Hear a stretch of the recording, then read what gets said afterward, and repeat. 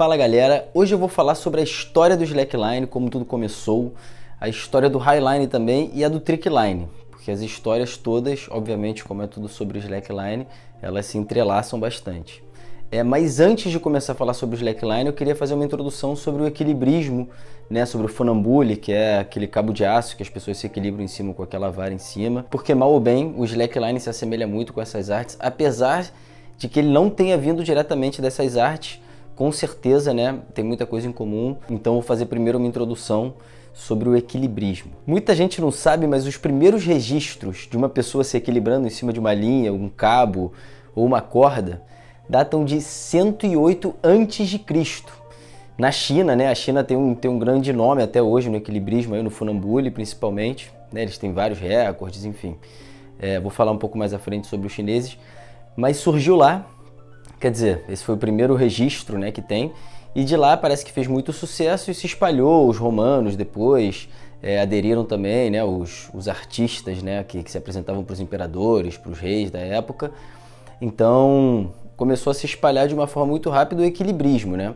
O equilibrismo não se resume só, né, a se equilibrar em cima de um cabo ou de uma corda ou de uma fita, né? Tem gente que faz equilibrismo com cadeiras, por exemplo, ou com escadas. Então, equilibrismo é algo que não se resume só a isso, só para deixar claro. Mas a primeira vez que foi visto um equilibrismo em cima de uma corda, um cabo, foi em 108 a.C., pelo menos esses são os primeiros registros, né? E aí, vindo um pouco mais para a atualidade, tiveram vários equilibristas que ficaram conhecidos, né, mundialmente. O mais antigo, assim, dos famosos atuais é o Charles Blondin, que era um francês. Tem muitos franceses também bons na arte do equilíbrio, porque França também tem uma cultura do circo muito grande, né? Mas enfim, o Charles Blondin ficou muito conhecido por ter atravessado pela primeira vez as cataratas do Niágara. Se não me engano, tinham 355 metros de distância e uns 50 metros de altura. Lembrando que todos os praticantes de funambulismo, né, que é se equilibrar em cima do cabo de aço, eles praticavam sem proteção. Na grande maioria das vezes, todos esses recordes que ele tem, de, sei lá, 355 metros, que nem esse, ele fez sem proteção e a 50 metros de altura. Então, mesmo que seja em cima, né, da água, até porque as cataratas da Niágara não são as cataratas que tem uma água muito tranquila. Esse foi o primeiro equilibrista assim, mais próximo da atualidade, né, que a gente consegue ter fotos. Depois dele, veio outro francês também que marcou a história, que o nome dele era Henri Rochatin, e ele tem um marco que até hoje foi a maior distância atravessada, né, de funambule, que foram 3.465 metros, quase 3,5 km. No highline, já estão quase chegando lá nos 3 km, mas ainda, se eu não me engano, o recorde está em 2,1 km, algo em torno disso.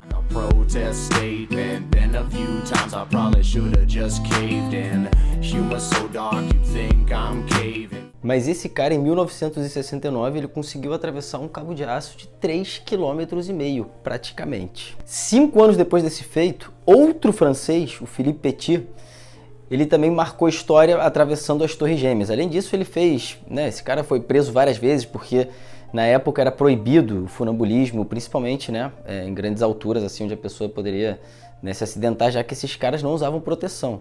Mas esse cara, ele ficou atravessando as Torres Gêmeas durante 45 minutos, sem chegar em nenhum dos lados, né, porque os policiais estavam esperando para prender ele, e ele ficava dançando, debochando dos policiais, até a hora, né, que ele sabia que alguma hora ele ia ter que voltar para algum dos prédios. Voltou, foi preso, mas enfim. Assim como vários desses equilibristas aí que marcaram a história, foram presos várias vezes. Queria deixar claro que a China é uma referência até hoje no equilibrismo. Você encontra vídeos deles fazendo feitos incríveis, assim. Teve um caso que ficou famoso porque o equilibrista caiu no final da via, né? Ele estava atravessando, se eu não me engano, era uma via de 2 km, que ele estava atravessando de costas, vendado e sem proteção, né? Com a vara do funambule, claro. Mas aí quando eu estava chegando no final, era super alto, né? Imagina, para ser 2 km, era super alto. E aí quando eu estava chegando no final, que já estava, né, mais próximo do solo, ele caiu e acabou que, graças a Deus, não aconteceu nada, né? Até porque tinha um monte de gente olhando.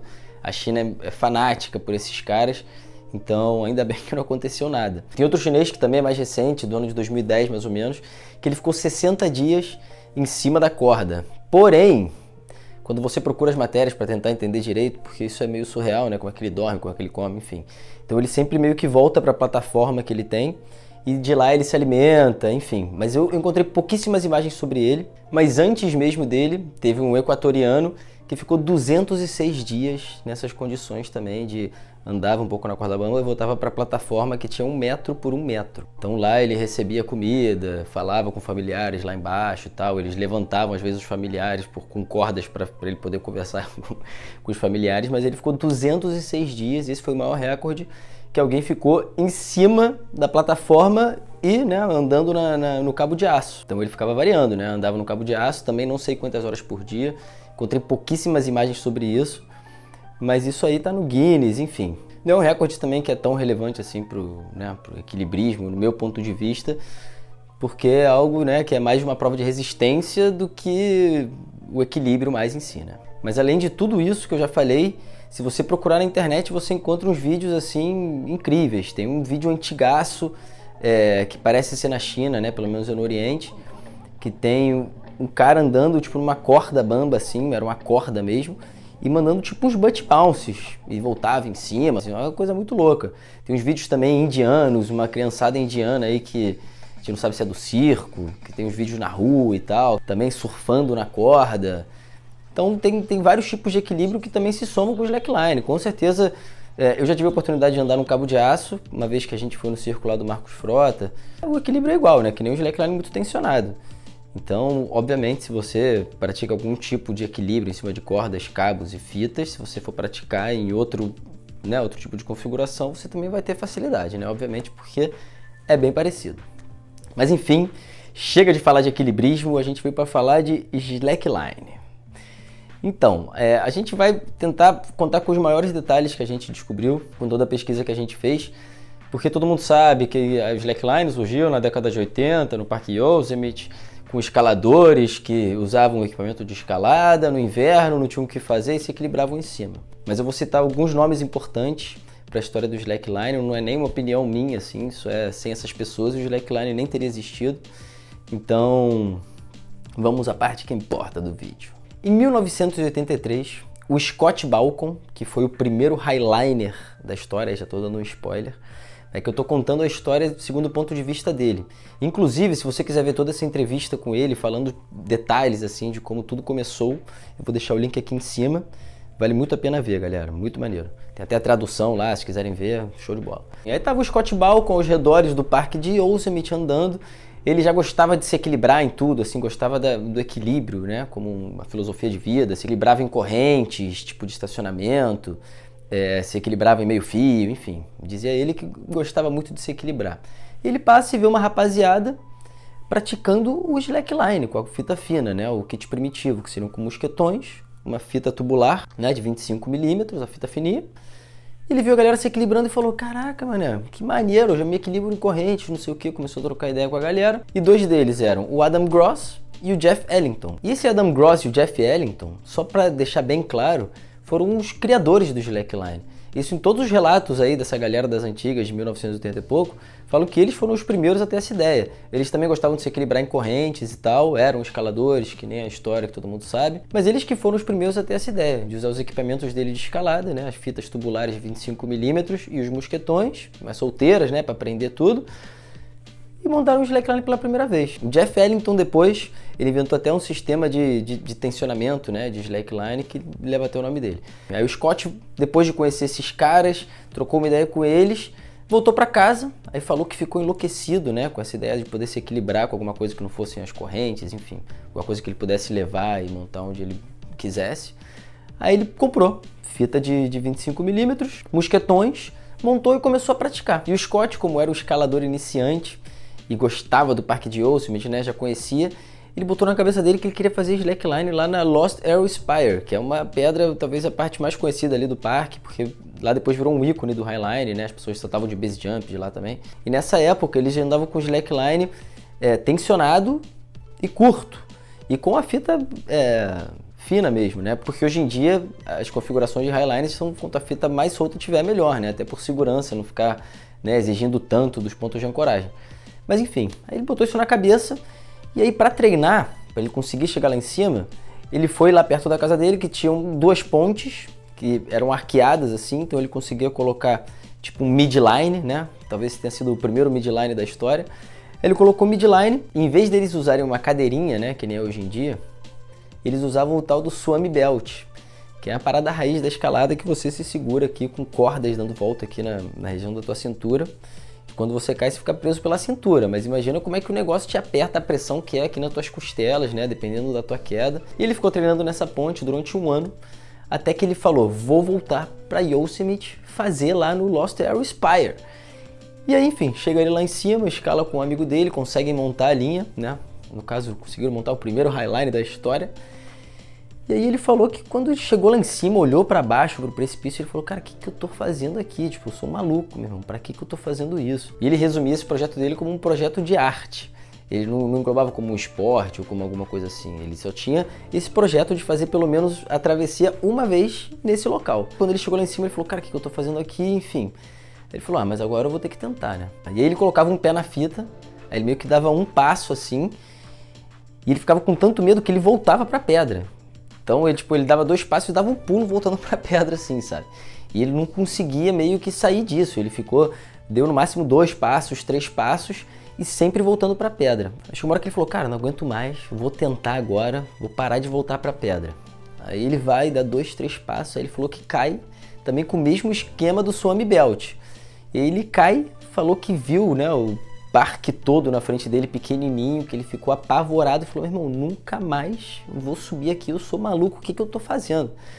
Daí ele volta pra pedra, aí quando ele começa a se preparar pra descer, assim, ele fala, não, vou tentar a última. Aí ele vai e sobe, assim, falou que, meu irmão, apavorado, aí ele tenta dar 1, 2 passos, tenta voltar pra pedra, que nem ele tinha feito nas primeiras vezes, aí ele falou que bateu na pedra, quicou, voltou e também lishfall, né, segurando com o Swami Belt aqui, falou que, meu irmão, nunca mais quer tentar fazer essa parada na vida. Obviamente que isso mudou, né? Aí ele desce a pedra e fica encucado, né? E ele fala com essas palavras. Eu achei que a ponte estava me preparando aqui para a torre, mas só a torre pode me preparar para a torre. Então eu vou ter que voltar para essa torre aqui. Aí ele voltou para casa, continuou treinando na ponte, falou que já nem sentia adrenalina lá na ponte, que aquilo tinha ficado tipo fácil para ele. E aí treinando na ponte, ele teve um insight assim que ele falou, cara, toda vez que eu dou meus 3 primeiros passos assim, é sempre a parte mais difícil, tipo de desconectar, que eu fico pensando, depois que tu chega no meio, que tá no vão, parece que você consegue atingir a ultra concentração ali que você precisa para chegar do outro lado. É meio que como se você não tem mais como voltar, então o jeito é se concentrar aí, né?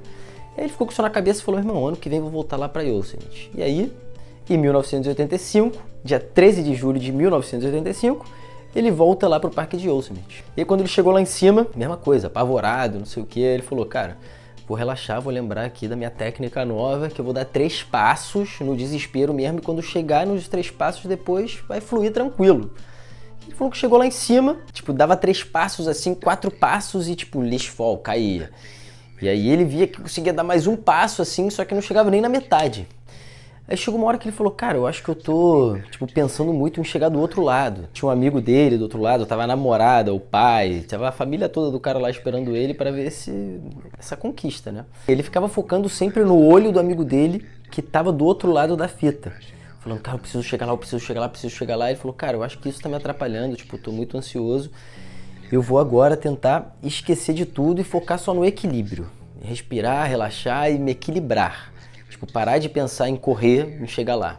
Hoje em dia, né, para quem dá aula de slackline como eu, é uma das primeiras dicas que a gente dá é tipo não correr. Então imagina num highline onde você está todo adrenado, né, com o corpo tremendo, enfim. E o cara ainda é o pioneiro.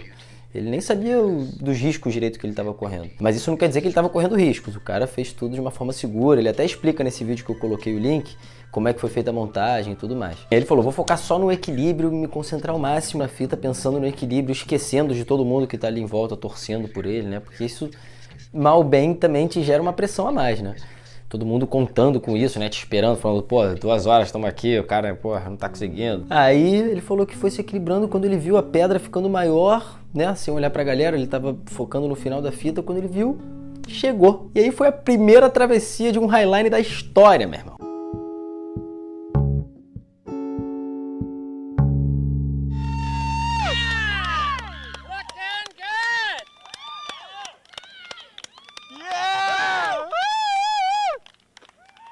E esse cara aí mudou a nossa vida. Depois disso, o Scott Balcon, ele meio que deu como missão cumprida, né, a travessia do Highline, e ele já tinha um filho pequeno, ele meio que se aposentou do slackline e ficou cuidando do filho dele, né? Praticando slackline de vez em quando, é claro, mas sem fazer Highline, sem voltar lá em Yosemite. E aí tinha um amigo dele, o Darren Carter, que também praticava com ele, e o Scott falava que o Darren era um desses caras muito fortes, que meio que não tem muita coordenação motora, enfim. E aí o Darren ficou praticando, meio que com raiva do slackline, falando, cara, eu preciso aprender isso direito. E aí ele ficou voltando pro parque de Yosemite todos os anos, tentando atravessar, ele não conseguia.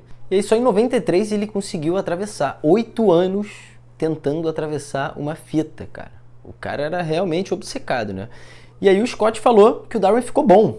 De tanto que ele praticou, ele ficou bom, ele realmente transformou o negócio no esporte. Tem um relato que o Darren chegou pro Scott e falou, cara, muito obrigado por ter criado esse esporte, não sei o quê. Aí o Scott falou pro Darren, falou, cara, eu não criei um esporte. Eu, na verdade, tinha um projeto artístico que era atravessar uma vez só isso na minha vida. E você transformou isso num esporte, né, praticando da forma que você pratica e conseguindo, né, evoluir da forma que você evoluiu. E em 94, um ano depois, o Darren voltou para Yosemite e ficou praticando lá, já nem caía mais da fita, e voltava várias vezes sem cair, e ficou um expert na parada. Em 95, iam fazer 10 anos, né, do primeiro Highline feito por Scott Balcon. E aí eles marcaram de ir no mesmo dia, isso é uma coisa curiosa, né, deles, eles iam sempre no mesmo dia do ano. Então o Scott andou em 13 de julho de 1985 na primeira vez, e ele voltou lá para fazer depois, dia 13 de julho de 1995, 10 anos depois. E nessa confraternização de 10 anos, foram todos os que estavam na primeira vez, todos atravessaram a fita, e aí o Scott ainda falou que ficou de cara como é que o Darren tava craque, que ele ficava na fita tranquilão, sem cair, aprendeu a mexer com o corpo dele. Porém, nessa época ainda o Highline era algo super desconhecido, né?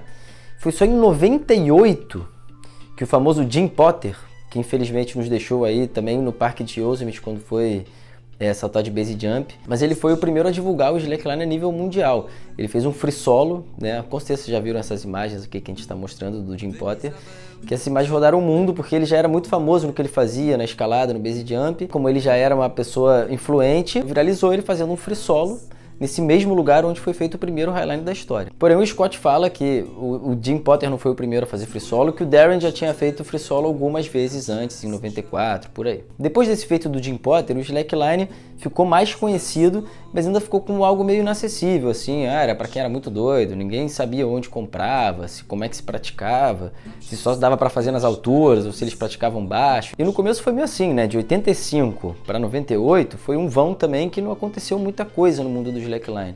E de 98 para 2007, assim, também não aconteceu tanta coisa. Em 2007, eu falei de 2007, vocês vão entender por quê. Porque 2007 foi quando criaram os kits de slackline com catraca, né, com essa configuração de uma fita de 50mm com uma catraca, o que facilita muito a montagem, né, porque são só duas peças praticamente, né, a fita e a catraca. E o criador desse kit é o Robert Cadden, que também é o fundador da Gibbon Slackline, né, que acabou sendo a primeira marca de slackline com essa configuração de kit, né, com catraca e fita de 50mm. E revolucionou também, porque podiam lançar desenhos na fita com uma fita mais grossa e tal. E por acaso em 2007 foi o ano que eu também conheci o slackline, porém aqui no Brasil ainda não tinha essa fita com catraca. Então a gente andava na fita, né, no kit primitivo, clássico, fita de 25mm com mosquetões, mas a gente não vai contar a história da Nokai aqui inteira nesse vídeo, para esse vídeo não ficar enorme. Então a gente vai fazer um vídeo só contando a história da Nokai, contando como tudo começou, né? Vai ser uma honra para mim poder rever essas imagens e ter que, né, revirar esses arquivos, porque pô, foi a época mais maneira aí para mim do slackline. Mas se o vídeo já estiver pronto nesse momento que você está assistindo este vídeo, o link vai aparecer aqui em cima. Se o link ainda não estiver aparecendo, é porque a gente ainda não gravou o vídeo. Mas dentro de uma semana, 2 semanas a gente já deve lançar. Fechou, galera? Só vocês ficarem de olho aqui no canal. Tamo junto? Agora sigamos ao vídeo novamente. E nessa época a gente gostava de botar fita curta, tipo uns 8 metros, e bem apertada, porque a gente gostava de pular, de mandar umas manobras estáticas já, tipo um drop knee, não sei o que, e gostava de ficar pulando em pé na fita, né? E aí a gente ficou sabendo que tinha uma rapaziada aqui também do Rio de Janeiro que tava também andando de slackline, que eram os amigos nossos, que é o Pardal, o Bruno Miguel, enfim, aí a gente, e esse agente que eu digo também, meus amigos, tem que nomear aqui, né? É eu, Rômulo Gil, o Daniel, o Ricardo. A gente falou, vamos encontrar com essa galera. Aí a gente, que eram amigos de amigos nossos, né? Aí a gente se encontrou com eles Eles também tinham a mesma configuração de kit com a gente, fita fina e mosquetões. Porém, eles montavam uma fita completamente diferente. Eles colocavam uma fita tipo uma rede, assim, tipo quase uma Rodeo Line, só que nem tanto, era tipo frouxa. E a gente botava ela apertada. E aí eles tentavam andar na fita apertada e falavam, cara, é muito difícil. A gente tentava andar na frouxa e também falava, caraca, muito difícil. E nessa época só existia a vertente slackline, não tinha muita diferenciação, entendeu? Era tudo com a mesma fita. O highline, o trickline, que era isso que a gente fazia, de pular em pé, assim, porque não existiam muitas manobras. O primeiro vídeo que inspirava a gente tentava buscar alguma referência, né? Porque só tinha o YouTube nessa época e Facebook não tinha quase nada. E nesse vídeo eram os caras andando na neve, cara. Eu procurei muito esse vídeo, eu não consegui encontrar. Mas enfim, eram os caras pulando na neve, só em pé assim também. A gente achou muito estiloso e a gente falou, irmão, é isso que a gente quer fazer. E os outros amigos nossos que andavam com a fita frouxa se inspiravam na galera do Highline. Então meio que aí já estava começando a surgir o Trickline e o Highline, né? E por volta de 2008, 2009, rolou o primeiro encontro de slackline aqui do Brasil, que foi lá nos Jardins do Man, aqui no Rio de Janeiro, lá no Flamengo, tem umas palmeiras, sensacional. E aí foi a primeira vez que eu vi várias fitas diferentes, né? Pessoas que praticavam no Rio de Janeiro também. Deviam ter umas 20 pessoas assim no evento, não era muita gente também, mas pra gente que praticava sozinho, né? E que praticava na rua e perguntava se a gente era do circo, não sei o quê, a gente ficou amarradão, né? De estar com pessoas que faziam a mesma loucura que a gente. Aí lá eu conheci o tal do Daniel Olho, que ele tava com uma fita, né, da Gibbon da época, que era a Gibline, com a catraca, né, a fita de 50mm, e a gente gostava de pular. E a nossa fita era super dura, cara. Eu percebi isso no momento que eu andei na fita dele. E quando a gente andou, tipo, a fita tava baixinha, assim, né, uns 20 centímetros do chão, uns 7 metros de distância, curto. Mas que eu subi, consegui dar uns pulos assim, em sequência. Eu falei, caraca, meu irmão, isso aqui é meu sonho. Aí juntou eu e meus amigos e a gente falou, vamos comprar uma fita. Que era cara na época, né? E o dinheiro valia mais também, então enfim. Compramos uma fita e ficamos treinando. Aí a gente começou a trocar mais ideia com o Daniel Olho, com a galera de Niterói, o Alan, o Cascão, a Carol, um monte de gente lá de Nikit. E nessa época de 2008, 2009, já tinha começado a aparecer uma galera fazendo slackline também, colocando coisas no YouTube, né? Porque imagina, de 2007 para 2009, né, o negócio deu uma espalhada pelo mundo. E a gente conheceu o Andy Lewis, né? A gente achou os vídeos do Andy Lewis. E aí foi que começou a crescer o slackline de uma forma incrível, né? Porque o Andy Lewis, não sei se vocês sabem quem é, mas deveriam saber, Andy Lewis é tipo o overall do slackline, ele anda em todas as vertentes. Ele foi um dos primeiros a fazer, eu acho que, highline nu, né? Ele fez highline de formas, né, muito peculiares, fez, se eu não me engano, foi o primeiro a mandar um mortal também em cima do highline, com proteção, né, óbvio. Mas ele inventou praticamente as manobras básicas do trickline, né? O butt bounce, o chest bounce, os 180s, o free fall, o back bounce. E além dele também tinha o alpha mic, assim, que eles eram tipo uma dupla, que cada um tinha um estilo, fazia um tipo de manobra diferente. E a gente, tipo, acompanhava tudo que os caras faziam, seguindo eles à risca, né? E por volta de 2010, a gente já estava começando a fazer butt bounce, chest bounce, assim, tipo, tentando, né? E aí rolou o primeiro campeonato de slackline do Brasil, que foi no PUC Surf, que era aqui também no Rio, que era o campeonato de surf, que aí teve um campeonatinho de slackline. Que aí tava também o Daniel Dover. O Daniel Dover é a relíquia do slackline aqui do Rio de Janeiro, do Brasil, né, e do mundo também. Tava o Daniel Olho, o Alan, não vou lembrar de todo mundo que tava lá, mas enfim, tava a galera toda. E era um campeonato de slackline, então era uma fita fina, cada um fazia alguma parada, alguns mandavam um butt bounce, outros mandavam uns pulos em pé, outros mandavam um surf, outros uma manobra estática, então era uma mistureba assim. Mas enfim, isso foi um campeonatinho. Maneiro, foi muito legal, mas foi um campeonatinho, né? Em 2011, que teve o primeiro campeonato de trickline do Brasil, que foi em Niterói, que é o berço do trickline nacional. E aí lá em Itacoatiara, que é o berço do berço, foi onde teve o campeonato. E era no Costão, do lado da pedra. Cara, esse campeonato foi um dos mais cheios que eu já vi na minha vida, assim, que a galera mais vibrava e que o nível de manobras comparado com hoje em dia era algo ridículo, assim, era um Yokohama, que dá um chutinho na fita, era uma manobra. Você fazia um stick, era uma manobra. E foi nesse campeonato que apareceu o Carlos Neto, os moleques esconderam ele assim e lançaram ele nesse campeonato. Ninguém nem sabia que ele existia e ele ganhou, o moleque, tipo, sinistro.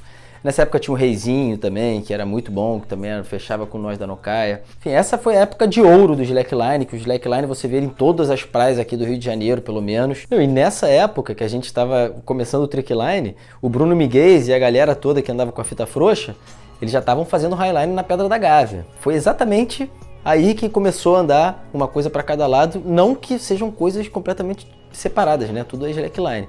Mas foi aí mesmo que começou a surgir uma galera que se interessa mais por uma vertente do slackline e outra galera por outra vertente, porque antes era tudo meio que a mesma coisa, assim, né? Em 2012, o Trickline foi divulgado a nível mundial no show da Madonna no Super Bowl, onde o Andy Lewis foi convidado para fazer um Trickline no meio do show.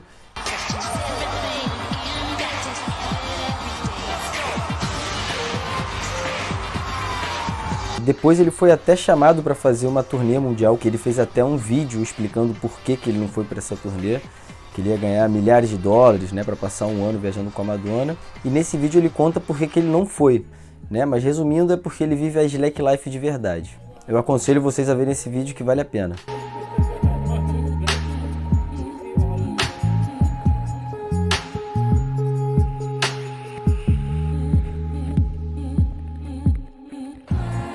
Being able to inspire people and to be inspired by people, I feel like that energy is really addictive.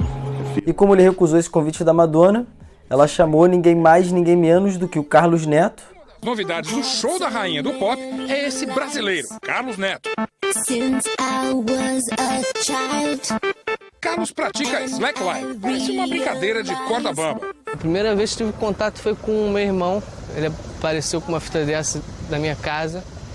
Eu tive meu primeiro contato, andei, consegui andar já no primeiro dia, consegui atravessar a fita. Sendo que o incentivo mesmo, quando comecei a praticar, foi na praia, em Taquatiara, Niterói. Da praia para o mundo numa corda elástica. Aprendi bem rápido, 1 ano e meio para estar aqui hoje. Fui o primeiro brasileiro também a participar de um mundial de slackline na Alemanha, em janeiro desse ano. E outro é o Ian Rose, que ele é o único patrocinado pela Red Bull aí do mundo, e ele faz uns vídeos incríveis aí, misturando trickline com highline. Se vocês não conhecem o Ian Rose, eu aconselho vocês a entrarem no canal dele e dar uma olhada lá nos vídeos, que é realmente uma coisa diferenciada. E nessa turnê, eles criaram o Slackline Duo, mas sem ser o Slackline Duo com 2 pessoas em cima da fita, né? Eram 2 fitas de trickline, onde cada um ficava em uma fita e em determinadas manobras eles trocavam de fita. E aí mandavam mais algumas manobras na outra fita, depois trocavam de novo.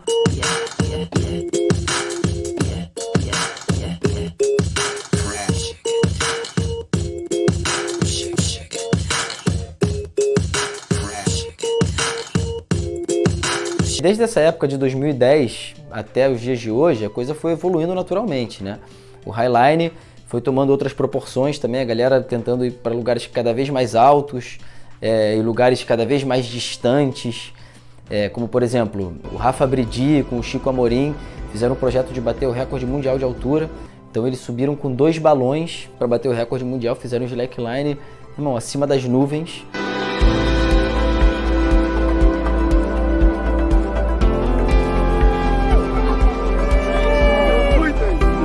Depois também outra galera pegou 2 balões também e bateu o recorde deles, mas já acaba que a dificuldade, né, não varia tanto assim de acordo com a altura, né? Tipo, se você está em 2 balões, né, o mérito eu acho que é praticamente igual para todo mundo, independente de quem foi mais alto, né? Então todo mundo que teve essa oportunidade de ter essa experiência aí, né, é incrível. Tem um vídeo também de um cara fazendo de um parapente para o outro, slackline, que, né, imagina, deve balançar bem mais do que um balão, né? Tem de tudo, né, por aí, tem de tudo. E o trickline também nem preciso falar o quanto evoluiu dessa época, desde 2010 até hoje. Na época a galera só mandava butt bounce, com a fita à altura da cintura, e saía essa altura da fita. Hoje em dia a galera voa 4 metros de altura, manda o double flip, triple flip com giro. É uma coisa que a gente, sinceramente, nunca nem imaginou que chegaria nesse nível, né? E além de recordes de altura, de distância, no highline surgiu uma nova vertente aí, que é relativamente recente, de 2, 3 anos pra cá, que pegou força, que são as manobras no highline. Que a galera pega umas fitas de nylon, que são mais elásticas, e usa o bounce dela, né, que é bem diferente do trickline, então ela vai até lá embaixo, depois sobe devagar, e nessa subida a galera faz coisas incríveis na fita que também a gente nunca imaginou que isso seria possível. Você olhando a primeira vez, você fala, cara, isso é contra a lei da gravidade. De 2010 para cá, não existem só 2 vertentes, né? O trickline e o highline. Hoje em dia, o slackline, que mais tem são vertentes, né? A gente fica até confuso. Porque além do trick line e highline, tem o yoga line, que é o que eu mais gosto, assim, e que você pode praticar na fita de highline e de trick line também, então é diferente. Tem a galera que faz duo slackline, que são 2 pessoas em cima da fita.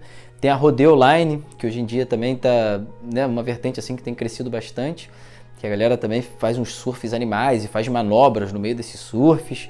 O waterline, que você pode montar também uma fita curta em cima da piscina, você pode montar uma fita longa no mar, ou num rio, numa lagoa. Enfim, o waterline para mim é a vertente mais divertida, assim, né? Porque você não se preocupa com cair. Lógico que se for um waterline cheio de pedra ali também, né? Não conta. Mas enfim, galera, espero que tenha dado para ficar claro. Eu tentei citar alguns nomes, assim, que para mim são muito importantes desse início do slackline, tanto internacionalmente quanto aqui no Brasil. Não dá para citar o nome de muita gente, senão isso aqui vai ficar tipo o programa do Faustão, que fica, não sei o que, Juliana, um beijo para não sei o que. Então a ideia daqui era só, né, trazer alguns nomes e algumas referências que me vêm primeiro à mente, assim, quando eu vou lembrando de tudo que aconteceu até hoje. Então é isso, galera. Se vocês acham que ficou faltando alguma informação importante, escrevam aqui embaixo nos comentários, que a gente fixa aí o comentário, até porque não vai ter como colocar nesse vídeo aqui a informação que a gente esqueceu. Mas enfim, por favor, coloquem nos comentários, falem o que vocês acharam desse vídeo, o que a gente pode melhorar, enfim. Tamo junto, galera. Slack Life para todos, todas as vertentes. Slackline é o que importa. É nóis.